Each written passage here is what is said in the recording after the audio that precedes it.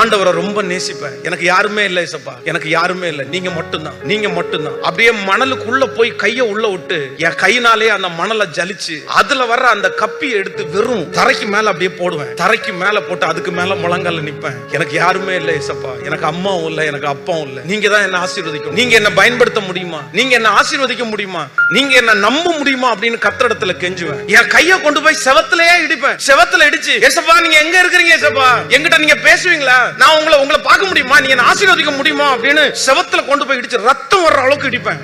என் கால்ல வந்து கயிறை கட்டி தலைகீழ நிப்பேன். நீங்க எப்ப இறங்குவீங்க, எனக்கு எப்ப இறங்குவீங்க. பைபிள் காலேஜ்ல படிக்கும் போது சரிதான், ஊழியத்தை ஆரம்பிக்கும் போது சரிதான், முழங்கால நின்ன அப்படின்னா 7 மணி நேரம் 8 மணி நேரம் கண்டினியூவா முழங்கால நிப்பேன். அப்படியே முழங்கால நிக்கும் போது அந்த பாய் வந்து முட்டியோட சேர்த்து அப்படியே ஒட்டிட்டு வரும், ரத்தம் கசியும். அந்த ரத்தத்தை பார்த்து சந்தோஷப்படுவேன். இன்னைக்கு நான் ரொம்ப நேரம் உங்க சமூகத்துல நின்னப்பா, அப்படியே ஆண்டவர் ஒண்ணுன்னா என்ன வளர்த்த ஆரம்பிச்சிட்டார்.